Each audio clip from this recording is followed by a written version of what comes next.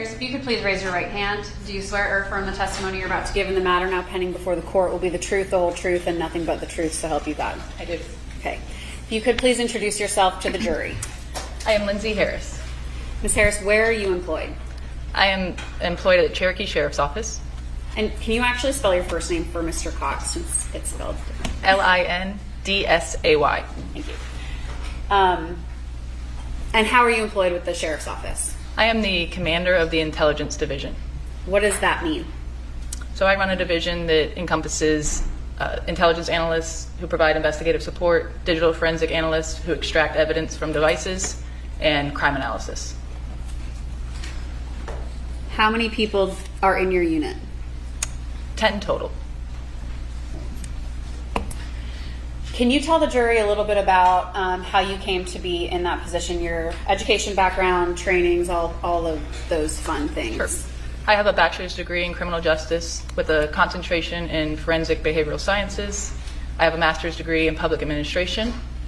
I began my career as an intern with the Drug Enforcement Administration, which took me into a federally run drug task force where I was an intelligence analyst for over 7 years. After that job, I became the first intelligence analyst at the Cherokee Sheriff's Office, and that was approaching 7 years ago. Do you, as an intelligence analyst, do you do continuing education, trainings, and those types of things to keep up with the latest technology? Yes. The digital world is constantly evolving. So about how many trainings do you go to a year?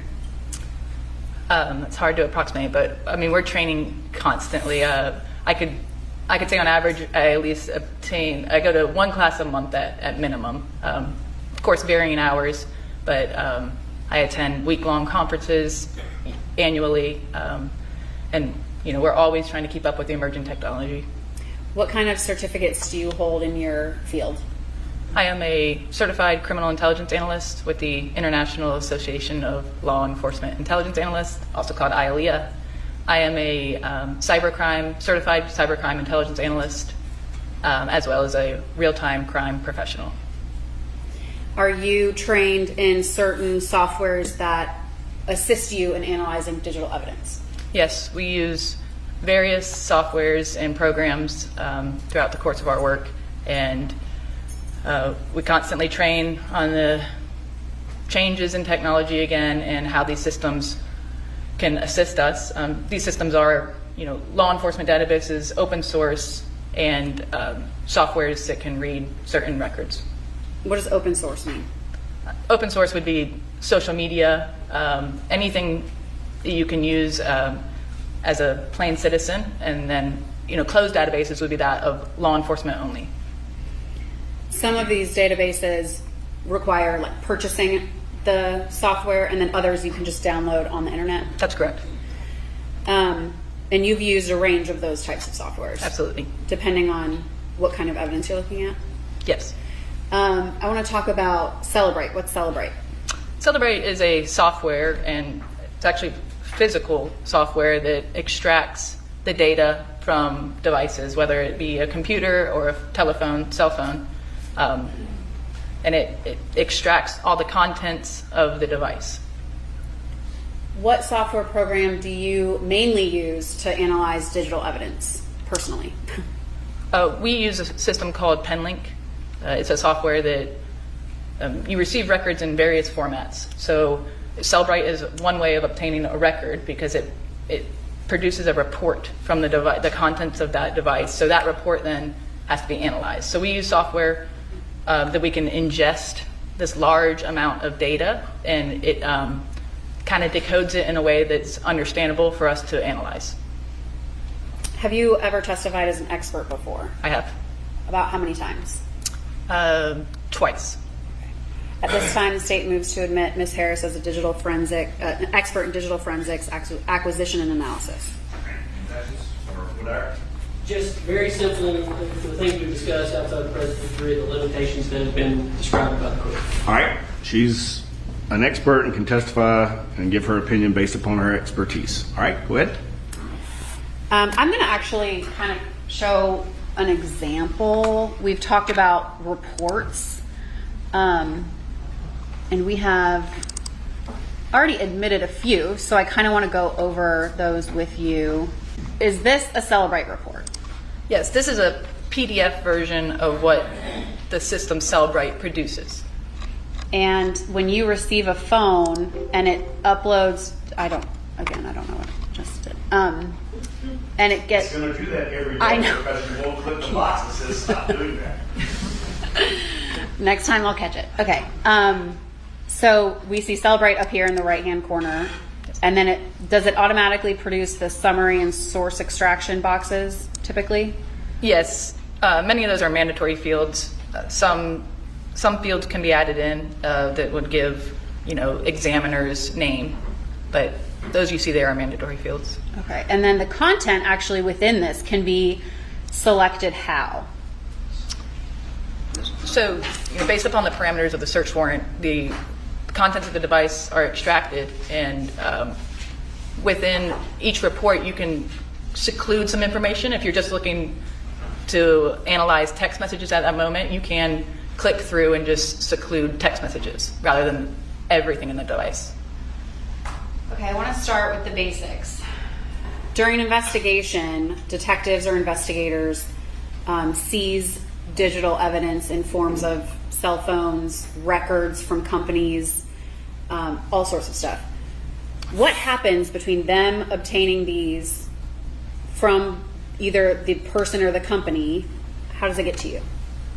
So records, again, they come in various formats, various time zones. So when the investigator receives the records, they're not easy to understand. They come in formats, they could be a text file, they could be a PDF, they could be Excel. And the investigator doesn't have the ability to quickly look and see what the information shows. So in turn, they ask an analyst, and they send the records or provide it to us and in a digital format in which we begin our analysis. So let's start with records, and then we'll move to physical devices. Sure. When you obtain records from a cell phone company, give an example of what it is that you're looking at and what you do with that record. So phone records or call detail records is I believe what you're speaking of. So we receive call detail records from the provider. This is your typical T-Mobile, Verizon, AT&T.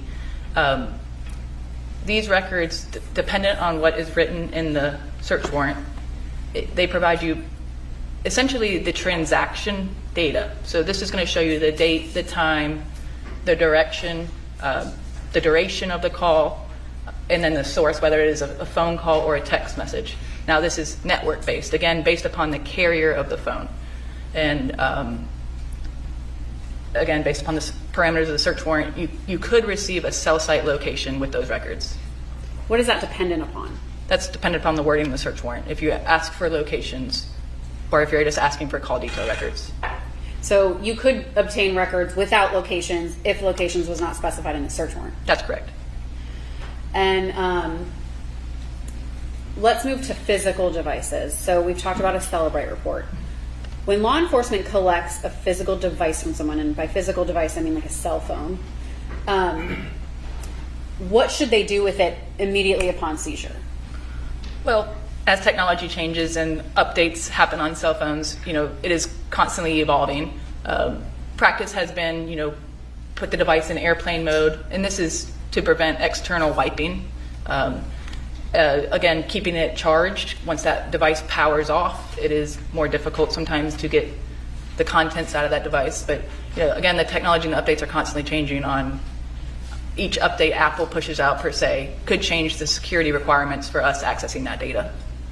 And for general knowledge, could updates be happening in the background of a device without the user even knowing? Absolutely. When you receive that device from law enforcement and it's in airplane mode or whatever mode, that is to prevent signals, essentially like Wi-Fi connection, and then the you talked about the actual signals, like the phone company signals. Is that what that's for? Network. Yes.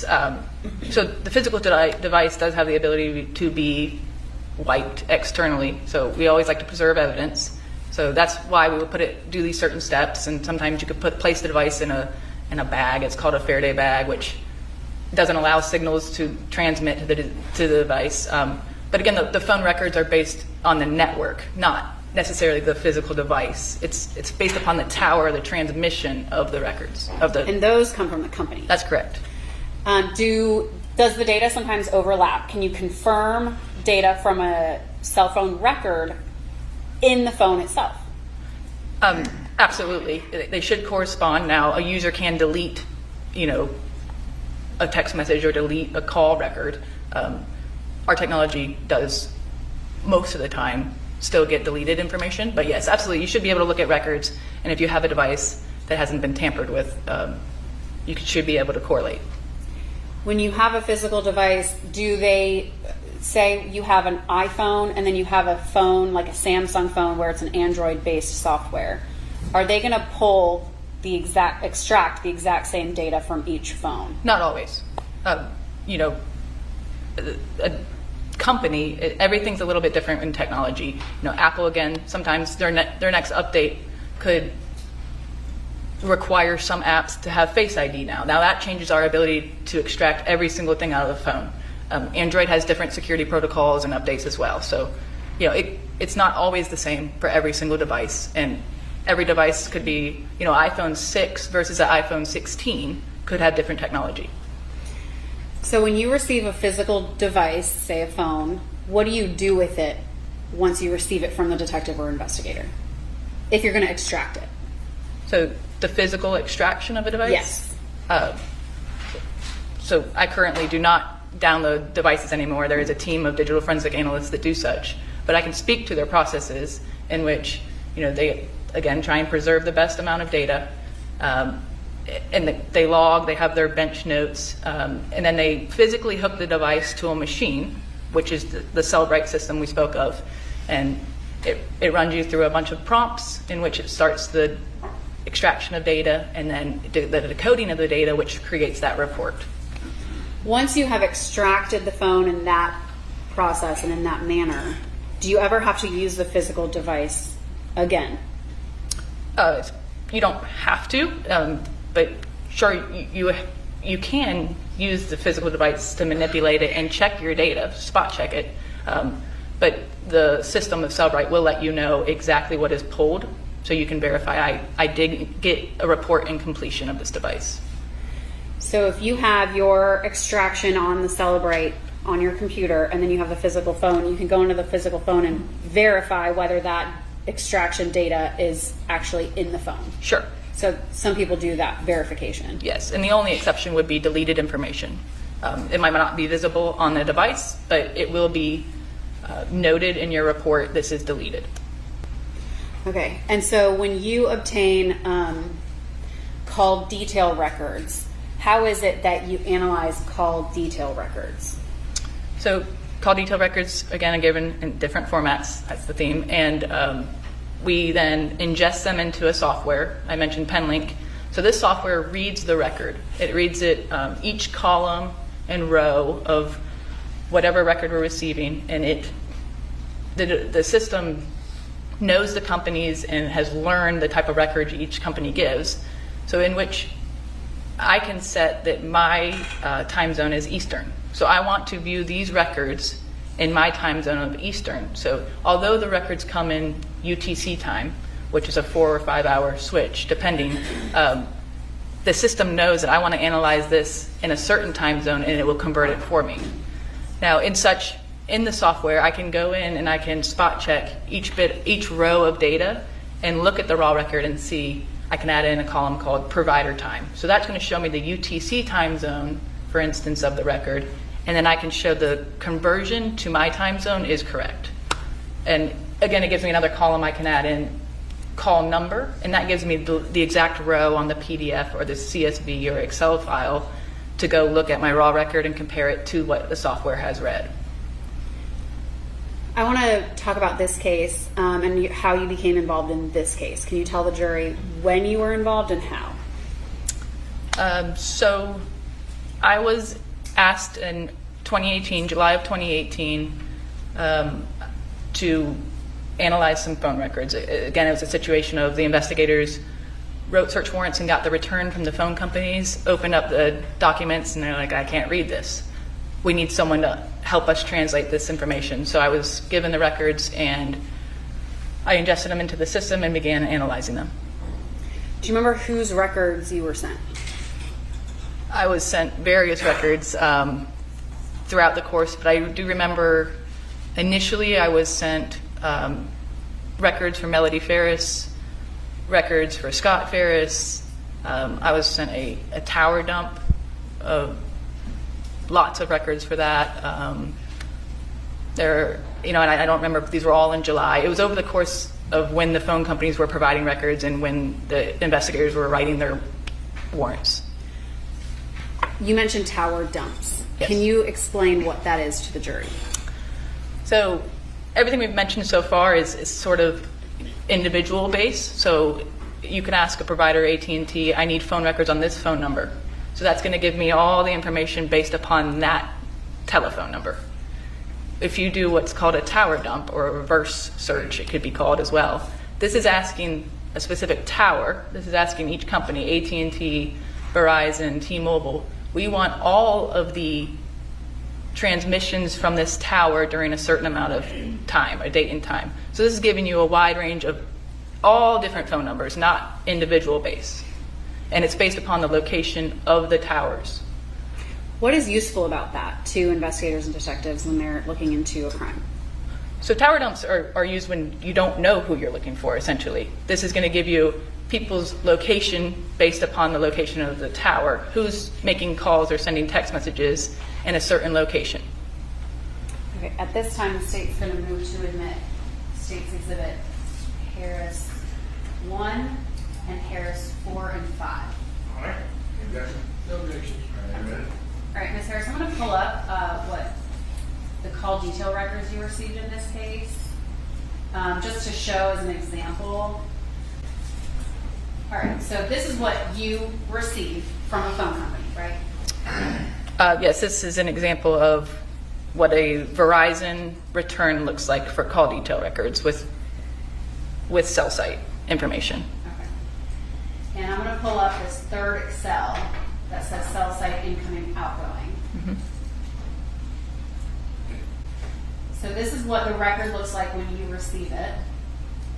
If I were to expand these fields, this is how many records you get, right? Rows of 7,000, 8,000 rows, right? It obviously varies, yes, Yes. based upon the date and time, but it's always large. Most of the time we receive a lot of records. So I want to talk about each of these, and we're going to look in the field up here since I can't expand the field. Sure. So network element name, what is that? That's, again, something the company categorizes for the area of the network in which There you go. the transaction took place. And then this says mobile directory number, what is that? So mobile directory number, again, these records are sent with a key within that file, and it will explain to you each field. So here you have exactly what Verizon tells us each field means. And I'm pulling up historical IP log explanation form within this exhibit. Well, this is IP. Look, yes. Okay. So this is sort of an explanation form. Is that what you're talking about? Yes, this is for the IP data, but Okay, sure. they send similar for call detail record, yes. This. Exactly, yes. Is this what you typically use? The call detail record? Absolutely. If you're going to look at a raw record like that, raw being the format you saw with all the numbers, this is a very good key to know which each column means. And this, again, is something that the system Penlink I use decodes based upon these fields. And for the record, I'm showing historical call details with cell sites explanation form PDF within this exhibit. So the mobile directory number is the target number. What's a target number? The target number would be the number that was written on the search warrant for the records. And then dialed digital number is what? That would be the number that target number is attempting to reach. Call direction. That is either incoming or outgoing. And then calling party number. Yeah, this is, again, based upon how you see here, it is whether it's incoming or outgoing. and if you read this here, it's saying, if the call is outbound, the column will be the same as the mobile directory target number. If it's, you'll see the called number and the calling party number if it's an inbound, sorry. So seizure date and time is date and time of each call. Yep. Seizure duration is the length of the call. Correct. Okay. And that's what this Excel cell site incoming outgoing Correct. document that I just previously showed you, that's what this is explaining. Yes. Okay. All right, now you mentioned tower dumps. I'm going to pull up an example of a tower dump record. In Harris 4, I'm going to pull up Harris 4, which is the AT&T record. So I'm going to pull up the PDF that's titled Tower Search Records Key. Mm-hmm. Is this the same type of explanation form that we saw in the call detail records? It is, just for a different company. Okay. And then, all right, what are we looking at here? So again, they come in formats that are not easily understandable. So this is the records of every single phone number that hit this AT&T network based upon the location of the towers that were asked for a date range and time. And what's different here than those call detail records we just looked at would be that target number is not the same, because we're not asking specifically for one phone number. We're asking for every phone number that hit a specific tower. And that way, I mean, what do you do with this? Do you search for a certain phone number if you want to know if someone was possibly making a call during that, in this time frame? Yes, various ways. I mean, if you know a phone number you're looking for, that would be an easy way to determine if they're in that location at that time. Tower dumps are also used if you don't know who you're looking for, but you know you have two locations. So I want to know if there's any devices that hit this location and this location in common. And is it broken down by date and time? That is the parameters of the records. Now, they're not always sent in chronological order, but they send based upon the parameters of the search warrant. So each section has a different kind of date range. This one says the 7/3/18, 9 p.m. to 7/4/2 a.m. about. Yes, again, they send them in various, every company is a little different. Sometimes they have, I'm going to get really technical here, like LTE network technology is different than 5G. So they might send 3 different sets of records for the tower because there's all different types of technology on each tower. And I do want to clarify, when you search for a phone number in a tower dump, what is going to make a phone number show up? Well, again, here, you're going to have both sides of the transaction. But what you have to make sure that you give attention to is, again, that target field, because the target field is going to show the phone that's actually in the location of the tower. So, a person's receiving both incoming and outgoing phone calls.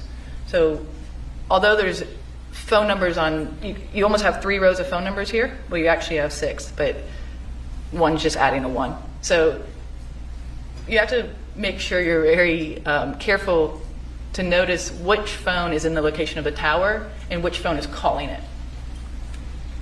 So you get both the call maker and call receiver. That's correct. And this isn't going to tell you, this just tells you if someone was making a call in that area. It doesn't necessarily tell you whether that person was in the area. Is that fair? It's, again, based upon the phone. Right. So if they make a call, it'll show up. A call or a text or a data connection, anything that would hit the network. Okay, so if you didn't have Wi-Fi, but you're using like your Maps app and using the network to navigate, would that hit a tower? Yes, that was, again, you pulled up IP data. Oh. That's something that you would see on a tower. Okay. There were other records associated with this case that you analyzed. I want to talk about some Google records. Did you receive Google records in this case? I did. In what forms? Digital form, again. And Google records, again, based upon the user's settings of their account, their Google account, is what the information you'll get back. In this case, did you receive a general Google return for Gary Wayne Farris's Gmail account? I did. And did you obtain what's called geofence records? Yes. Can you describe what geofence records are? Sure. So very similar to how we were just talking about phone records, call detail records versus tower dump.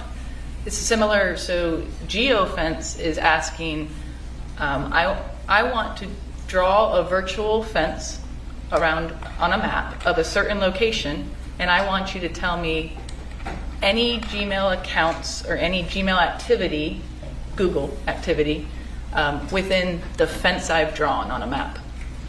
And it's going to give you any account that corresponds to Google within that fence and seclude everything else around it. Now, the Google return, again, is based upon the physical account. So I know I have a Gmail account in the name of Gary Farris. I want all the records for this Google account. And that could, so let's go through what Google records may include. So I have a Google Photos account. Could it include that? Based upon your uploading and backup settings, absolutely. My email, so my Gmail account. Yes. You get that. What else? I guess. Oh, so my maps history, I use Google Maps. Yes, locations. And that may be included with any return if someone were to get a search warrant for my Gmail account. Yes, My email based account. upon your settings with your account and what Google is preserving. So when you say geofence, I'm gonna use like this overhead aerial. So let's say in this case, or for example, they submitted the latitude and longitude of this box right here for the area for their fence. You would only get accounts that appeared in this area for whatever time frame Correct. they. Any Google activity that took place during the date and time frame within the box that is drawn. And that will be included in the search warrant itself. Those parameters? The parameters. Yes, And that's submitted by the sheriff's office, the search warrant. correct. So those parameters, the latitude, longitude, and the date range, are requested by the sheriff's office. Correct. And then the return will give you any Google activity within that area. Yes, Okay. And that could include Google location.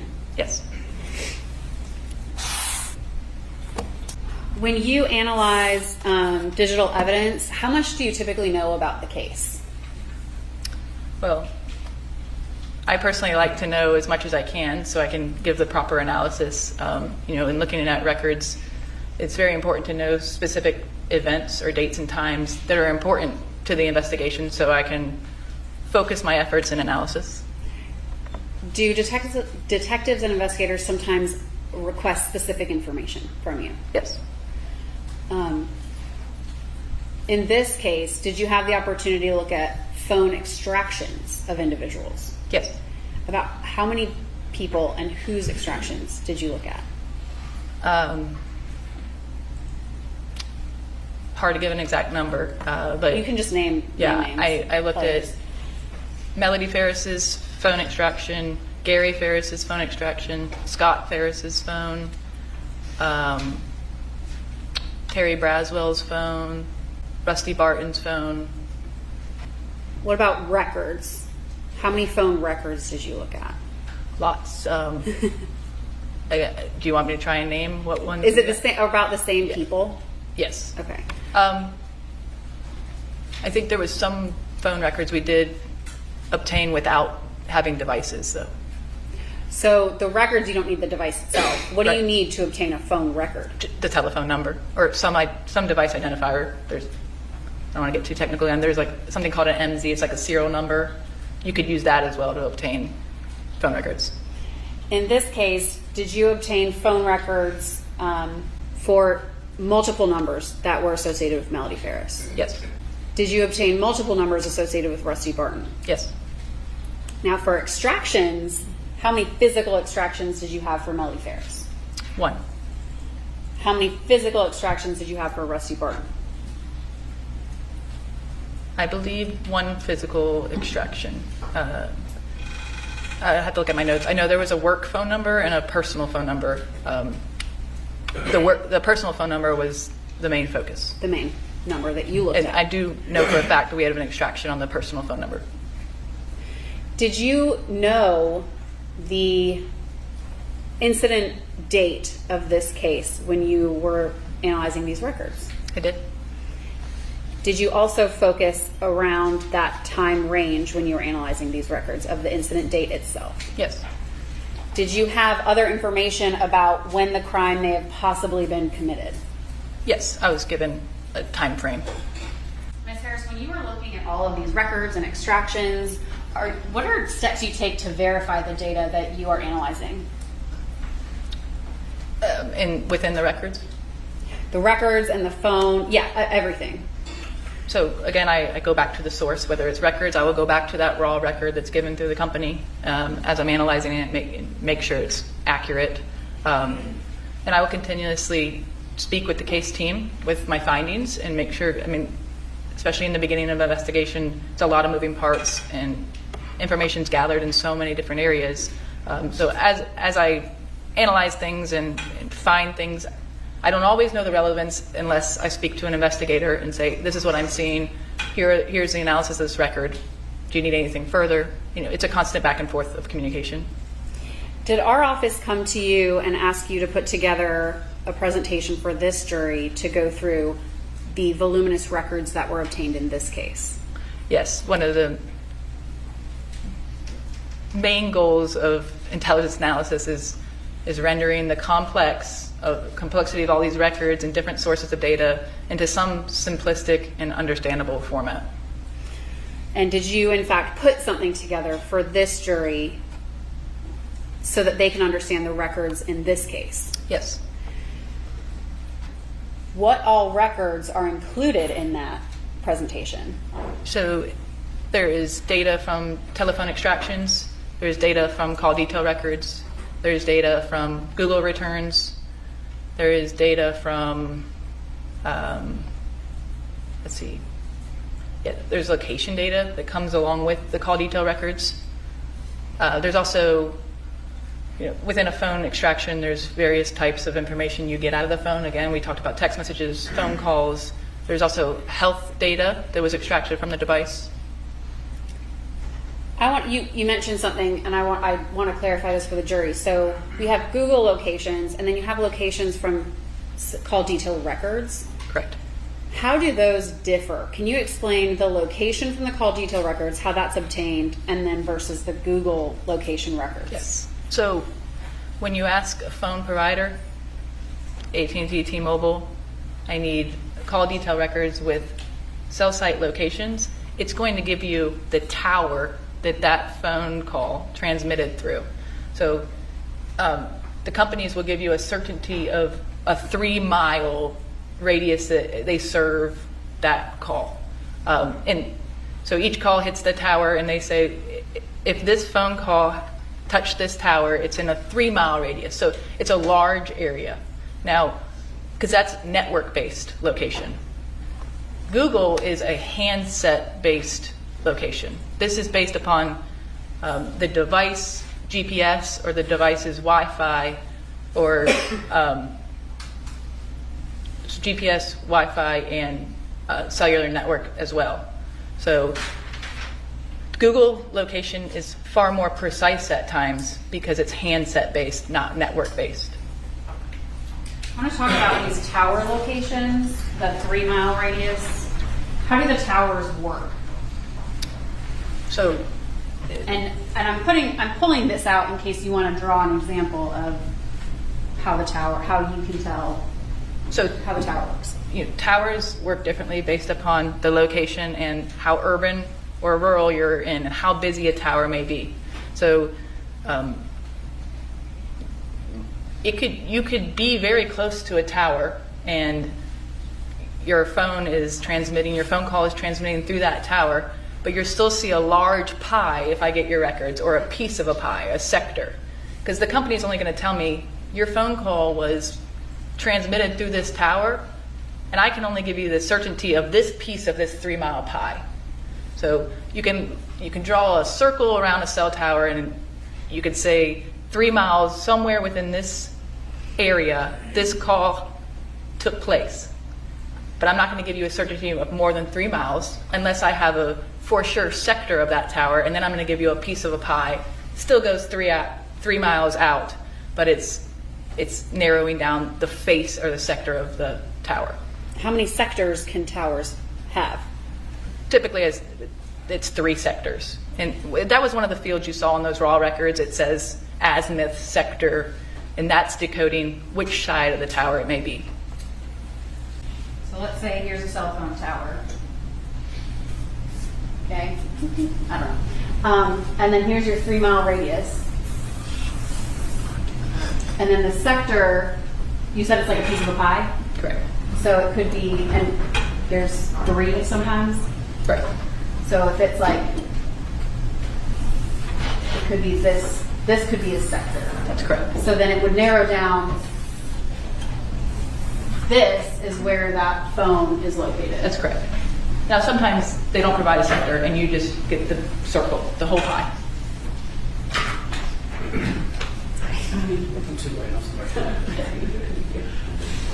I know, it's pretty light. Kind of looks like a volcano, but that's okay. Okay, and so when it came to the devices themselves, did certain people have locations in their devices turned on, location services? Based upon a return from Google, yes. And then other phones had no location information. That's correct. So you compiled people's locations based on the records that you had for that device or person's phone number. That's correct. And then, so for Gmail returns, we had Gary's Gmail account. Did he have locations included in that return? Yes. So you had his Google location. That's correct.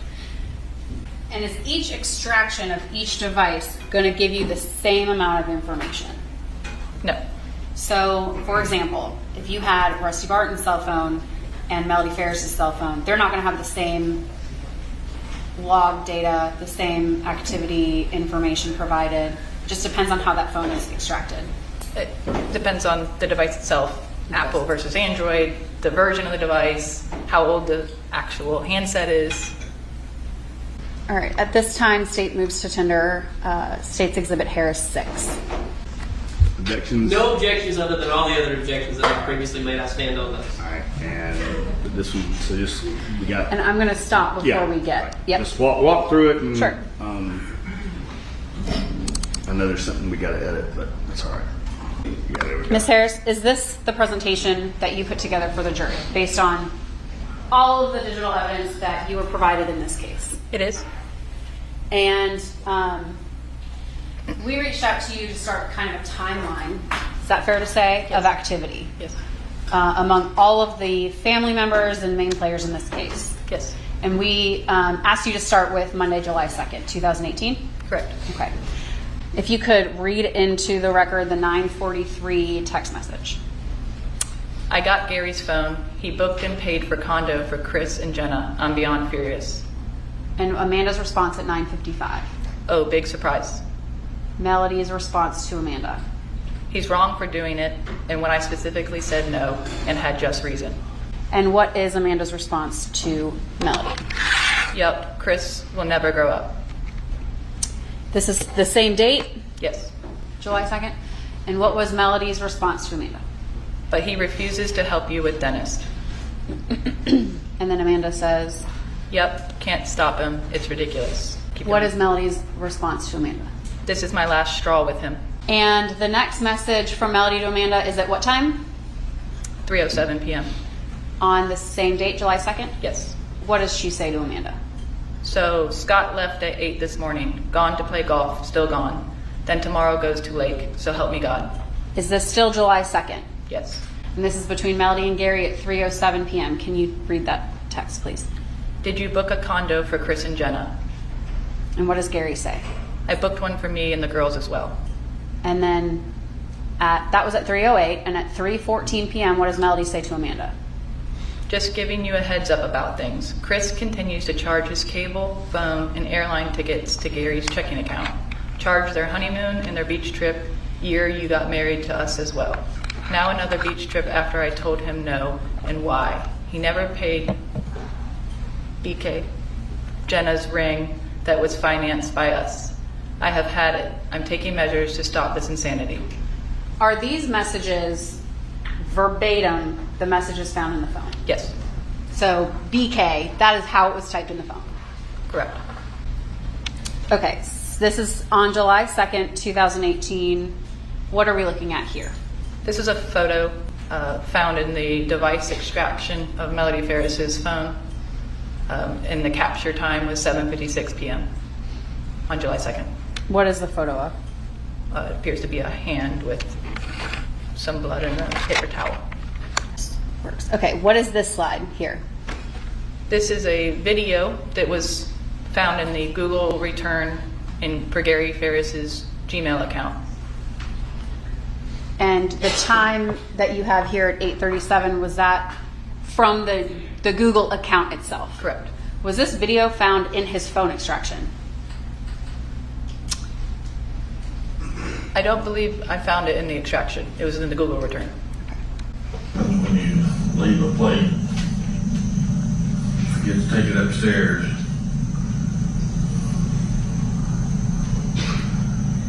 A minor temper tantrum. Of course, I had supper tonight and it was fixed for me, so I'm sure I'll be feeling poorly here within minutes. But we'll see. All right, so now we're on Tuesday, July 3rd, 2018. Yes. Who is this top message between? Melody Farris and Scott Farris. What does it say? Let's go to Catch 22 Bar and Grill. At 12:43. Okay, and then the next message is from who? From Addie or Addison to Melody. And what does it say? Hey, Cameron and I want to have a sleepover at the farm tonight if it works out. Would that be okay with you? Okay, and that's at 1:44 p.m. Correct. So we have a section underneath that says 206 Scott's phone location. Can you tell the jury about that? So this is a map of Scott's device location at 2:06 p.m. Those pies you see, those sectors of the cell tower, and you see two here. That can mean the call began in one and ended in the other, or the call could have hit both towers. So he is in the area of that radius and those sectors. So the pink area, that would be where his phone is. Correct. Okay. And you have two locations there for reference. What are the locations that you have included for reference? 2155 Purcell Lane is the home, the Farris home, and Cherokee Ranch is the location in which the lunch took place. So they ended up Cherokee Ranch. The text references Catch 22, but you know that they ended up at Cherokee Ranch Correct. based on other information. Okay. Yes. All right. And that's at 206. Scott's phone is up here. Correct. And that is near Lake Lanier. Yes. At 2:12, what does Melody say to Addie? How about tomorrow night?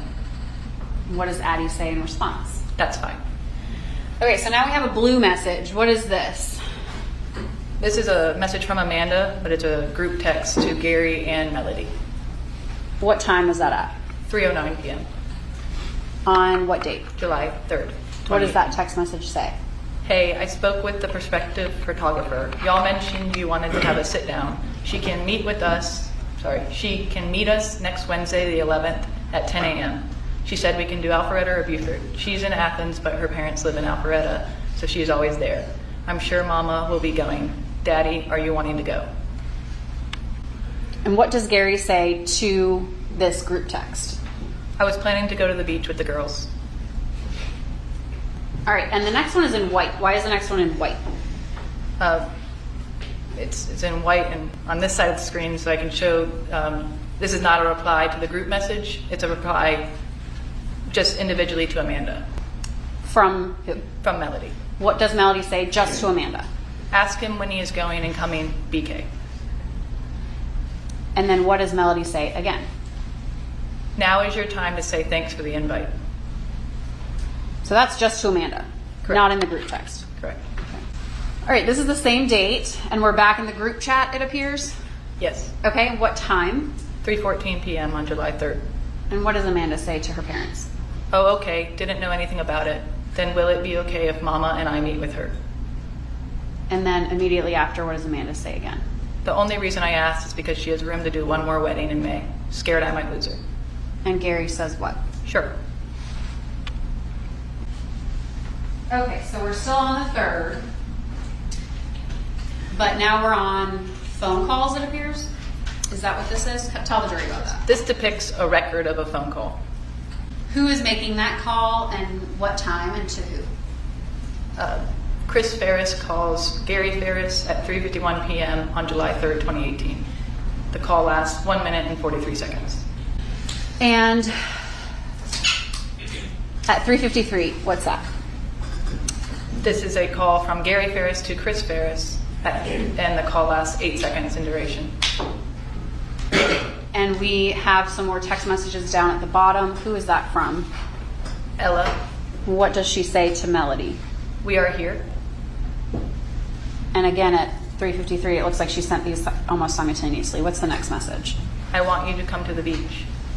Was there a response to that message by Melody? No. So the next slide, we're still on July 3rd. So we have a call to Rusty. Was this on the same phone that all of the other conversations she was having was on? No. If you see the red border indicates the second phone used by Melody Farris. Did she ever call Rusty on her personal phone? The one she uses to communicate with her family, that you could tell based on records? All the communication I saw between Melody and Rusty were on the secondary phone. Okay. And what I'm gonna do is, you know these records very well. Do you know the last 4 of the phone she used with Rusty? The last 4 digits. 1987. And then what is the last 4 digits of her personal phone that she uses for her family? It's 90. I always get her and Gary's confused because it's all the same digits. I believe hers 9029. Okay. So these are her 2 phone numbers. And what did we have for the 1987 number when it comes to digital evidence? The 1987 number, we have call detail records with cell site, no phone extraction. The 9029 number, we have phone extraction and call detail records. So we never had the physical phone for this phone number. That's correct. Okay, but we did have the physical phone for this phone number. That's correct. So this call from Melody to Rusty, how did you know this call existed? Because I was provided call detail records. Okay. So at 4:02, she calls Rusty for how long? 17 minutes and 36 seconds. Right. And then at 4:36?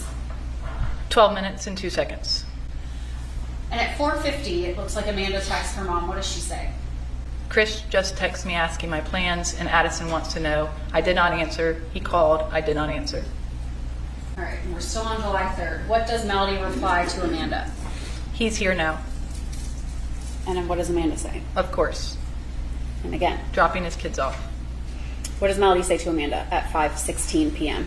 He dropped Ella at Emma's house and took Addison with him. All right, so we have the red. Red is the 1987 number. Correct. And how long does that call to Rusty last? 11 minutes, 30 seconds. Okay. And again at 5:31. 4 minutes, 56 seconds. What does Amanda's text to Melody say at 5:52 p.m.? Oh, that's nice. What is the next message at 7 p.m.? Okay.